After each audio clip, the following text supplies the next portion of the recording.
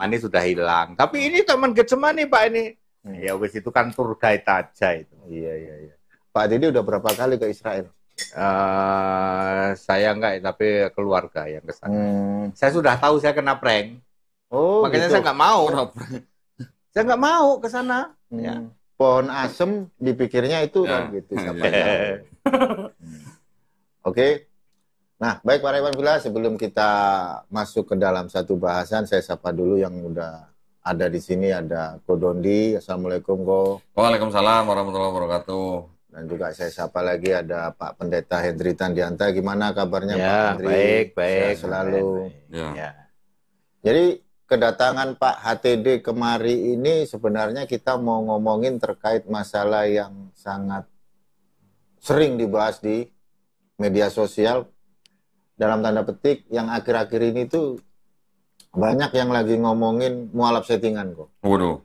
Nah itu kok yang jadi polemik sekarang karena pemicunya itu adalah ketika YPM atau HIT ada satu konteks diskusi kan Bu, pada tanggal 26 bulan 4 tahun 2024 dan pasca perdebatan itu menuai satu polemik dengan sebuah, kan ada waktu itu Bu, nggak tahu itu siapa orangnya, datang dari mana, itu siapa, tiba-tiba datang kan Bu ke acara diskusi tersebut meminta untuk bersahadat gitu.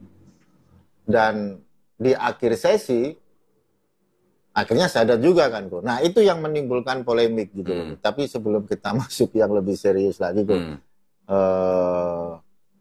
kita sapa dulu nih Pak HTD nih ya. Pak HTD, nanti kita akan meminta pendapat dari Pak HTD ya. Setelah Ko Dondi menceritakan bagaimana terjadinya prosesi ibu tersebut gitu loh. Mungkin Pak HTD bisa menanggapi gitu secara objektif, maksudnya gitu Pak HTD. Nah, langsung aja kita akan dengarkan bagaimana Ko Dondi ketika ada wanita itu yang sedang bersahadat. Itu gimana sih Ko ceritanya itu kok bisa sampai dia nyasar di situ? Kan kita nggak kenal, nggak satu mobil, nggak kenal, tiba-tiba dia nongol di situ. Oke, gini ya. Assalamualaikum warahmatullahi wabarakatuh ya buat para pemirsa yang di channel Donditan dan juga Gramolab Jakarta. Ini kan kemarin-kemarin kalau nggak salah kan kita udah bikin reaction kan ya. Pas kita baru pulang dari Surabaya kan kita udah bikin reaction sebenarnya kan. Tapi bukan mualaf settingan. Hah? Bukan. Kita reaction tiba-tiba mereka merayakan kemenangan, kan kita bingung kok ya. Oh, kemenangan. Nggak ada jurinya kok. Nanti gini lah. Kalau yang klaim yang menang atau ini nanti aja itu. Sekarang kalau mau ditanggapin yang mengenai mualaf settingan, ini saya ceritakan gini ya. Jadi waktu debat hari itu 26 April 2024 itu kan di sesi kedua kalau nggak salah ya, di coffee break, pas lagi coffee break, itu kan saya keluar ke lobi. Iya, ke lobi. Biasa kan, mencari udara segar kan. Nah, ketika saya masuk lagi, mau masuk ke ruang debat lagi, saya dipanggil, saya diperkenalkan dengan seorang ibu, namanya Ibu Elizabeth. Ibu Elizabeth ini membawa temannya, namanya Ibu Lianawati. Tapi sebelumnya kan nggak kenal gue ya? Nggak kenal lah, orang saya juga baru ketemunya di lobi kok. Baru malam itu saya juga baru ngeliat, baru ketemu gitu. Nah, terus saya diceritain sama Bu Elizabeth bahwa temennya dia yang namanya Bu Lianawati itu katanya dulu sudah pernah bersahadat tapi tidak menjalankan Islamnya, ya. Jadi ya sama aja kayak nggak sahadat lah istilahnya. Kafir berarti kok ya? Hah? Kafir berarti. Nah, terus saya tanya, jadi keperluannya gimana? Jadi katanya Bu Lianawati bilang bahwa dia mau minta disadarkan lagi sebagai pemantapan gitu. Oke, ya saya bilang sudah kalau mau bersahadat tunggu, saya bilang nanti setelah acara debat selesai baru kita bisa sadatkan ya, setelah acara debat selesai. Oke, nah sudah saya masuk lagi debat lagi sampai acara selesai. Kemudian siapa moderator kan mengumumkan bahwa ada yang mau bersahadat. Pas lagi mau sebelum ditutup itu, saya ngomong sama moderator, tolong acara debatnya ditutup dulu, saya bilang gitu ya. Ditutup dulu, sudah selesai. Pak Pendeta juga sudah kita persilahkan untuk meninggalkan tempat. Ternyata setelah kita sudah persilahkan, ternyata Pak Budi Asali masih di situ. Masih nunggu di situ. Ternyata Pak Budi Asali ceritanya belum pernah ngeliat orang bersyahadat. Jadi dia mau ngeliat gitu katanya. Jadi itu katanya kali pertama dia ngeliat syahadat itu. Orang bersyahadat tuh baru pertama kali dia ngeliat. Nah, ketika itu kan saya melihat bahwa Bu Lianawati datang sudah pakai hijab. Cuman hijabnya nggak syar'i ya, dan tangannya juga kelihatan, pakai rok juga, istilahnya nggak menutup semua lah. Saya bilang sama temennya Bu Elizabeth, Bu, tolong tukeran hijabnya. Hijabnya tukeran, karena kan Bu Elizabeth pakai hijabnya syar'i dan Bu Elizabeth pakai baju kan tertutup. Enggak, Bu Elizabethnya pakai baju tertutup dan hijabnya syar'i. Jadi saya bilang tukeran hijabnya. Oh, ganti. Nah, jadi ya ditukar gitu. Nah, setelah acara debat selesai, kita syahadatkan di situ. Kita juga bukan yang maksudnya apa ya? Mau istilahnya mau apa sih? Pamer. Mau pamer depan pendeta? Enggak. Justru saya minta debatnya ditutup dulu, sudah selesai, Pak Pendeta silakan pergi, baru kita syahadatin. Kayak gitu dibilang settingan. Berarti nggak ada rekayasa emang kok ya? Lah buat apa gitu loh. Kalau seandainya itu, apa ya, rekayasa, pasti kita udah kenal lebih dulu kan kok ya? Nah, kan saya tanya sama Bu Lianawati juga, sama Bu Elizabeth. Bu Elizabeth sama Bu Lianawati taunya di sini ada acara debat dari mana gitu kan? Nah, katanya ada yang ngasih tahu temennya gitulah. Nah, kan kita nggak pernah ketemu, orang saya ketemunya baru malam itu. Terus gimana settingan gitu loh. Nah, kalau memang ada orang yang sudah bersyahadat masuk Islam tapi dia tidak menjalankan Islamnya, terus dia minta disyahadatkan ulang untuk pemantapan, terus nggak boleh gitu. Loh, Pak ATD ini di Pak ATD coba baptis berapa kali Pak? Pak ATD 5 kali. 5 kali. Kok nggak ada yang protes? Kok nggak ada yang protes? Lah, kemarin kalau nggak salah kan, siapa yang pernah konten di sini? Jesslyn? Ya. 7 kali katanya baptis. 7 kali. Nah, saya aja gimana? 4 kali. Tuh, lu 4 kali. 4 kali. Lah, ya maksudnya kayak gitu gimana? Ya, jadi apa sih kalau bilang dosa-dosa besar tuh emang siapa gitu loh yang ngomong dosa besar itu? Emang dia tahu atau gimana? Ulama atau gimana? Iya. Padahal kalau orang sholat itu kan di takiyat akhir juga ngucapin syahadat kok ya. Iya. Kita setiap kali sholat juga ngucapin syahadat. Berarti sehari kita syahadat berapa kali? Lebih kok. Nah, lebih dari sekali kok. Nah, masa kita salah kan nggak mungkin. Sekarang gini, saya cerita. Pak Tede ingat nggak dulu waktu kita debat di Jogja? Ya. Pak Tede juga pernah bawa seorang ibu-ibu yang murtadin pindah dari Islam ke gerejanya Pak Tede kan? Lah kita juga santai-santai aja. Iya, nggak terlalu sibuk kayak mereka tuh. Lah mau diapain, orang udah pindah agama terus mau diapain gitu loh. Bahkan malah kita bikin podcast Pak ya di acara itu ya. Ada yang wawancarain, Rifa wawancara, Bu Etika wawancara. Masalahnya di mana gitu loh. Pak Tede ternyata ini saya juga baru tahu ketika debat di Jogja, Pak Tede juga baptis orang di hotel itu kan? Ya. Berapa kali Pak? Setiap saya debat sana saya membaptis. Tuh. Ini saya baru tahu nih. Setiap kali debat sama saya di hotel Ispak ya, Pak Tede baptis orang di situ. Ya. Terus masalahnya di mana? Nggak ada masalah juga. Nggak ada protes kok ya. Nggak ada protes. Buat apa protes? Nggak ada bilang murtadin settingan, nggak ada ya. Buat apa gitu loh? Ya nggak ada untungnya. Lagi pula kita juga setting-setting kayak begitu tuh untungnya apa? mungkin dia nggak bisa nunjukkan Yesus di Targum mungkin tuh. Nah, kalau Pak ATD tanggapin coba gimana kayak begitu?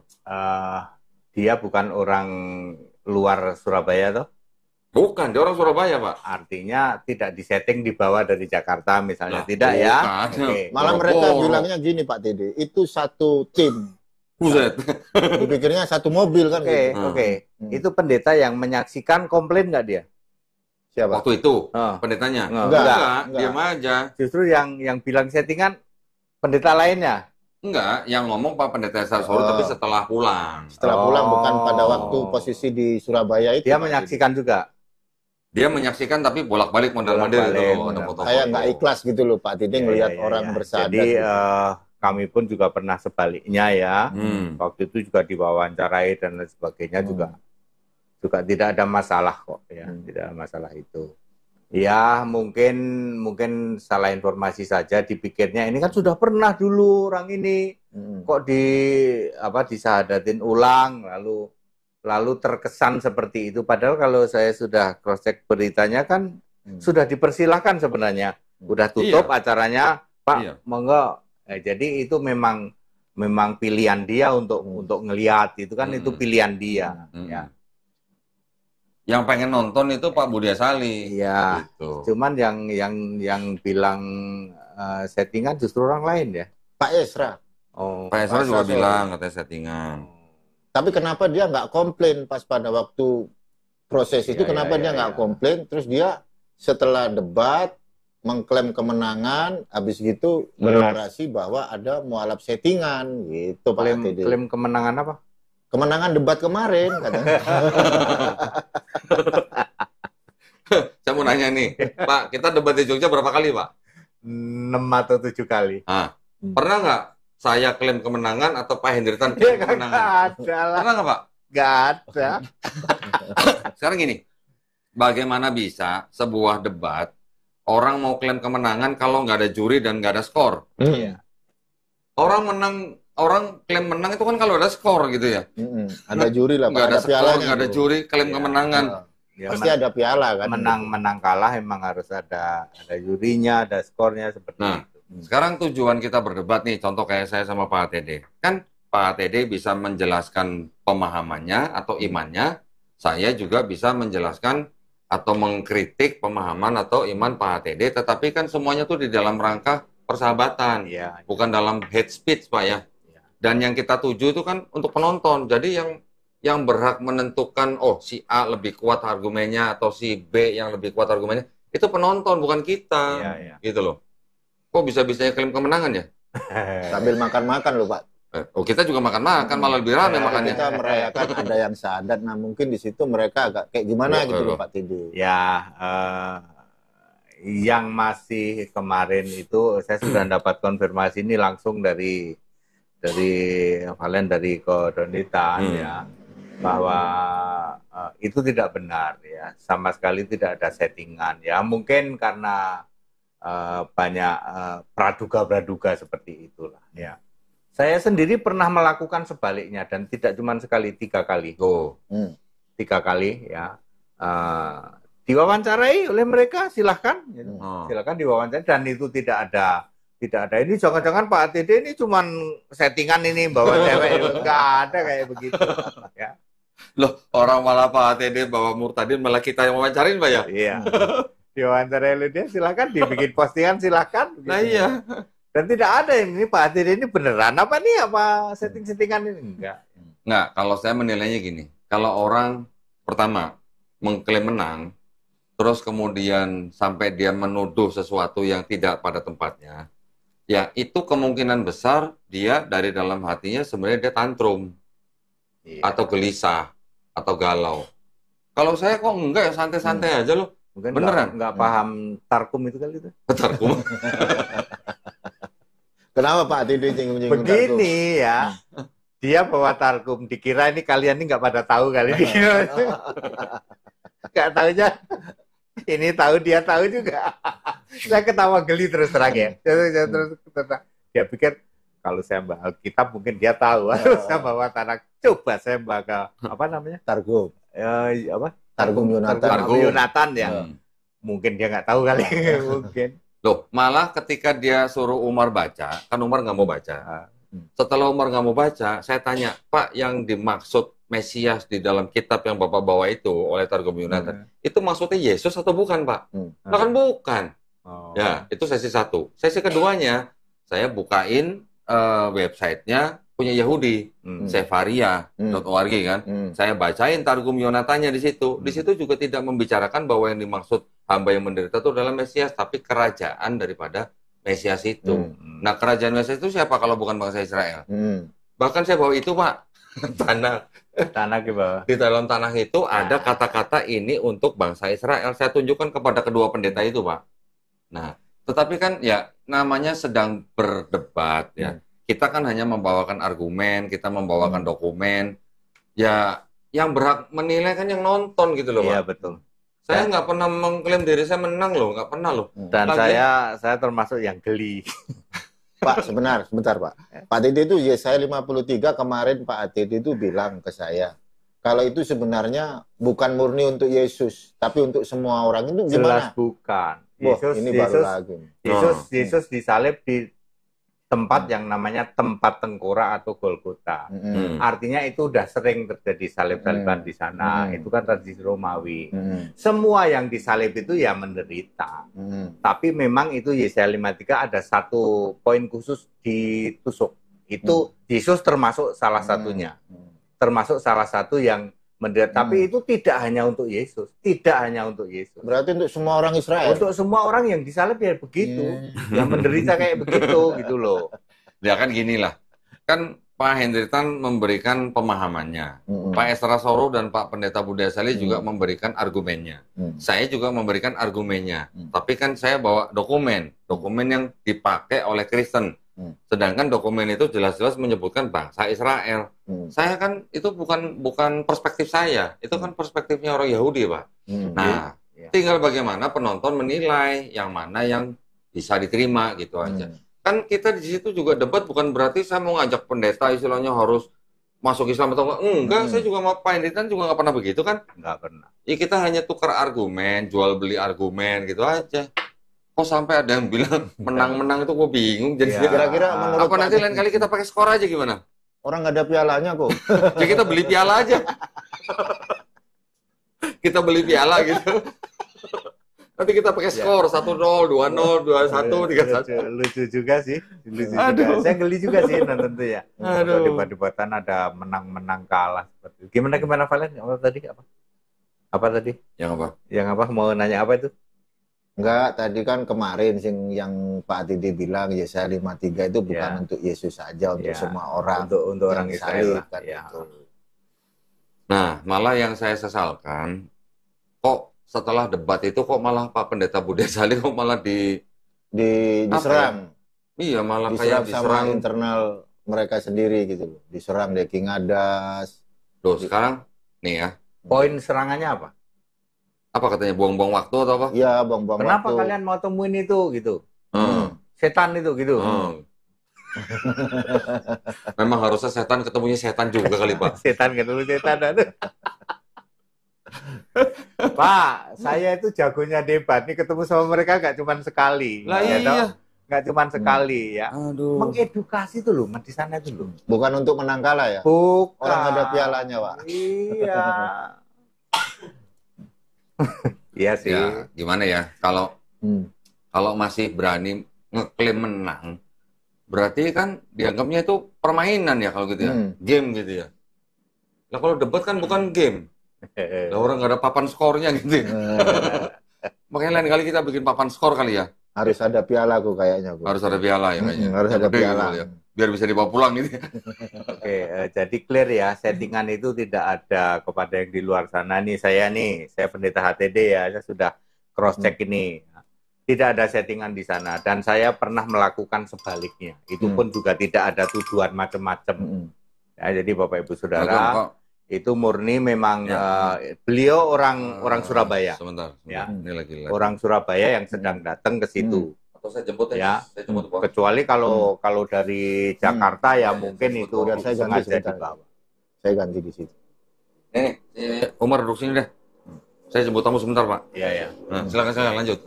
Nah, gimana terus Pak Tidi? Ya, jadi seperti itu ya. Dulu waktu ada dari Muslim lalu saya baptis ya. Disuruh dibawa ke Jogja. Kebetulan memang orang sekitar situ.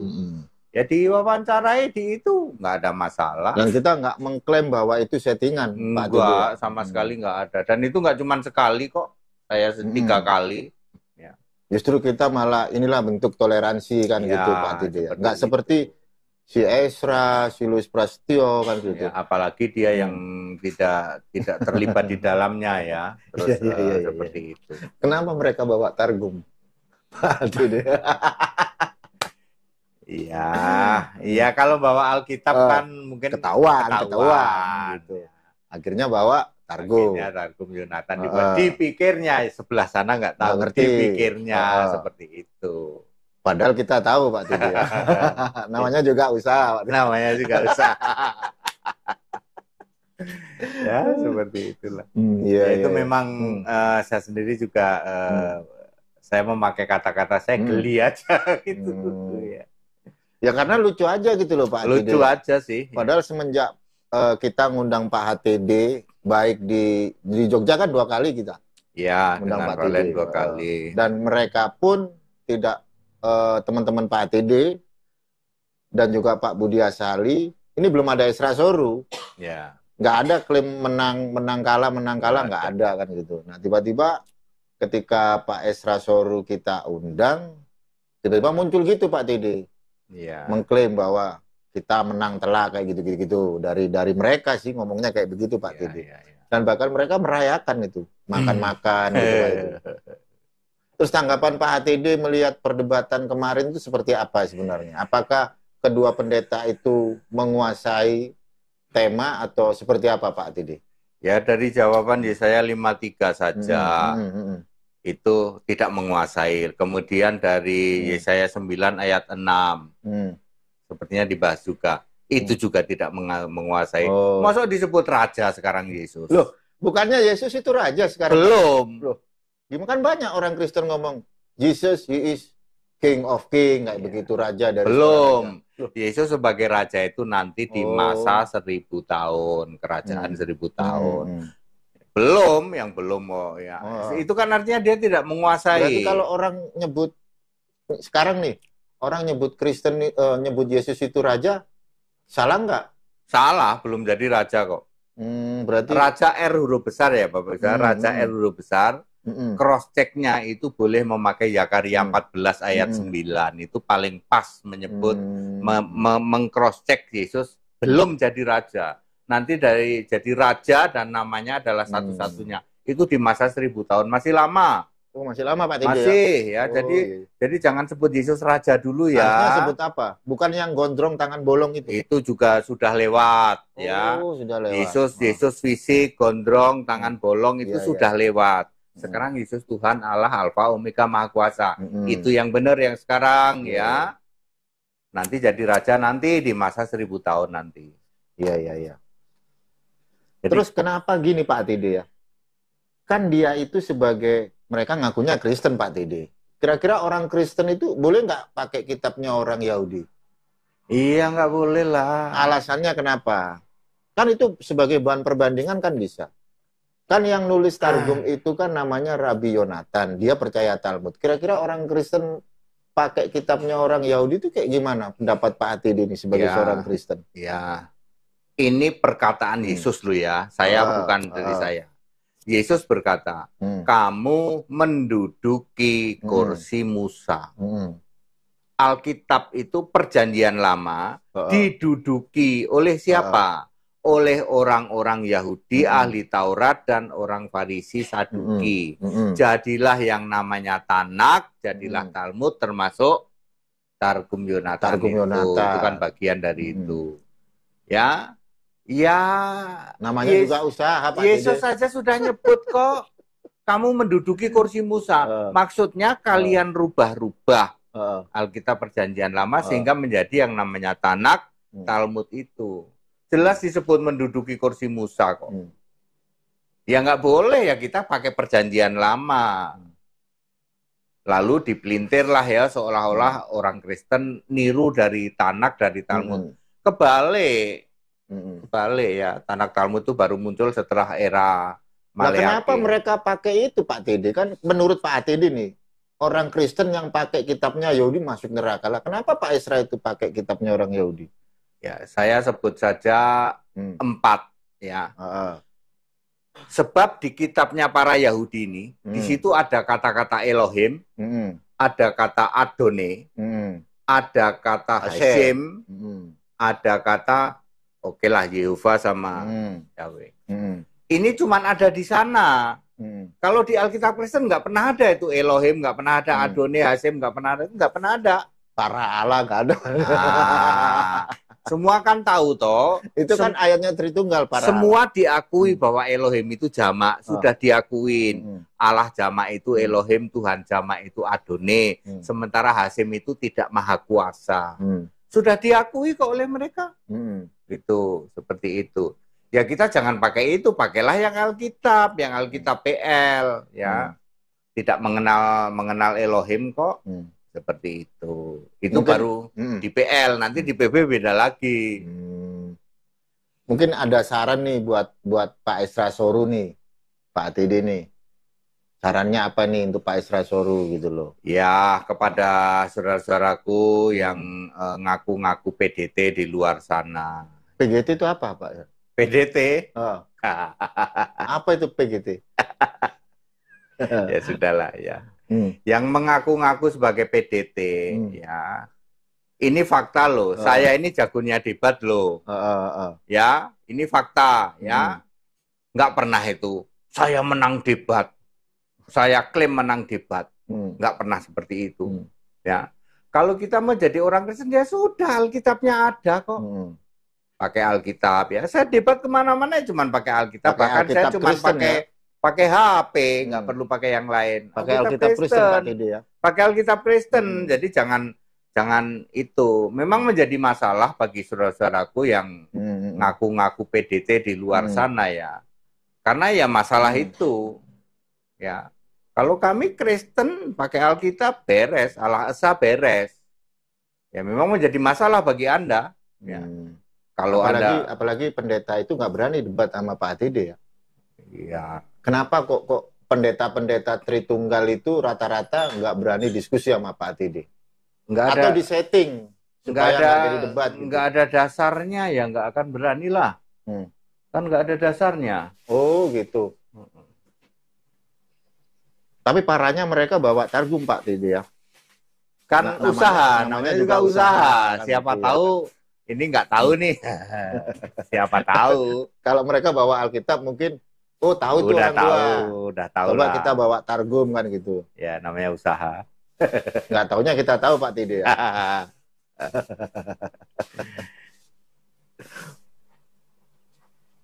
Terus gue mau tanya Pak Tide, itu Pak Budi Asali menolak kitabnya sendiri gimana? Kan LXX itu kan kitabnya Tritunggal Pak Tide.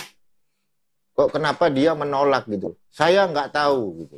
Di forum debat dia akan ngomong begitu. Iya. Di forum debat doang.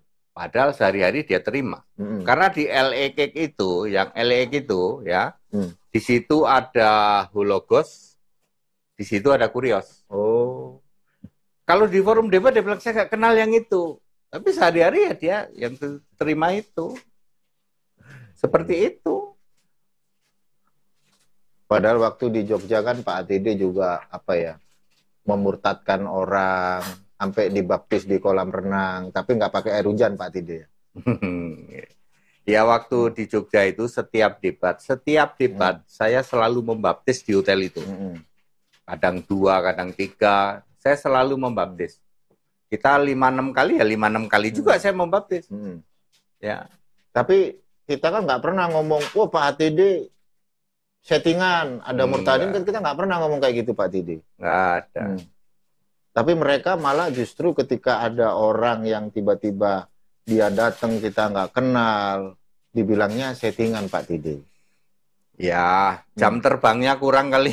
Loh, Pak Esra Soru pendeta gede loh Pak Tide, gimana sih? Ya mungkin kurang. Dia udah sering ke Israel. Bolak-balik ke Israel dia sering. Kena prank ke sana. Loh, gimana ceritanya? Lah bagaimana enggak? Pohon asem dibilang Taman Getsemani. Loh, emang Pak Tide udah pernah ke Israel apa? Kok bisa bilang gitu? Tidak pernah ada itu ya. Taman Getsemani sudah hilang. Tapi ini Taman Getsemani Pak ini. Ya wis itu kan tour guide aja itu. Iya. Pak Tide udah berapa kali ke Israel? Saya enggak, tapi keluarga yang ke sana. Saya sudah tahu saya kena prank. Oh, makanya gitu. saya nggak mau. Saya nggak mau ke sana. Ya. Pohon asem dipikirnya itu Taman Getsemani. Ya, karena udah kelihatan tua. Ya, pohon asem atau pohon zaitun yang udah tua itu. Ini nih Taman Getsemani ini. Kalau kubur Yesus gimana Pak Tide? Ya nggak ada. Emang Tuhan punya kuburan kan juga nggak tidak mungkin, meninggalkan jejak. Ya itu dibikin-bikin oleh tour guide aja. Kalau gunungnya masih ada, lautnya masih ada, tapi titiknya dulu di sini nih dibelah ini nggak ketahuan, itu ya cuman bisa-bisanya tour guide aja. Ini di sini nih Yesus dibaptis, Sungai Yordannya masih ada, tapi titik dibaptisnya ya tidak di situ. Itu yang saya sebut kena prank doang ke sana. Lalu orang meyakini saya dibaptis di tempat Yesus dibaptis, tidak ada itu. Itu Sungai Yordannya masih ada. Emang Pak Atideh ngomong gini nanti Pak Isra marah gimana coba? Kan fakta. Kan fakta. Ya. Takutnya nanti Pak Isra marah, nanti Pak Atideh kena somasi. Loh, tadi Mar yang bilang nggak tahu Septuaginta tadi Pak Esra apa Pak Budi? Pak Budi. Pak Budi kan? Kan dia bilang, saya nggak tahu itu katanya gitu. Kok bisa gitu Pak? Pendeta nggak tahu Septuaginta. Dalam debat begitu. Saat debat dia akan ngomong begitu. Gitu ya? Tapi sehari-hari diakuin. Karena di situ ada Hologos. Ada kan Hologos? Iya. Ada Kurios. Lah waktu debat sama saya di Jogja, itu dia ngomong Septuaginta, iya. Dia tahu hak almah, tahu. Iya. Ya seperti itu. Tapi di forum debat kadang-kadang dia mesti ngomong begitu. Pak, ini kalau saya baca komen Pak, ini banyak yang minta Pak Atideh nyanyi nih, bikin lagu nih. Saya nggak. Oh, yang satu lemari itu bagus Pak Atideh. Gimana Pak? Yang satu lemari itu. Enggak. Saya nggak ada gitar sih ya di sini ya.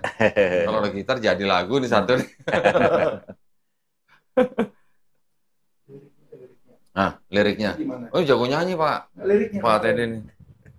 Lirik apa? Aja. Liriknya langsung jadi lagu saya bikin. Jangan dah. Ya, Pak Atideh yang bikin lagu. Ini sambil baca-baca komentar Pak Didi. Kenapa Pak Atideh ini sangat keras dengan orang-orang Tritunggal? Tidak keras, ya. Kalau saya mengatakan Allah itu satu, ini yang ngomong bukan saya, Yesus loh. Allah itu esa. Yesus ngomong Allah itu esa. Yohanes 5:44. Allah itu satu. Matius 17:19. Kelihatannya keras bagi dia. Jangan-jangan satu esa itu cuman kata hati dia. Ini Yesus sendiri yang ngomong. Jadi sepertinya keras. Ya. Ya.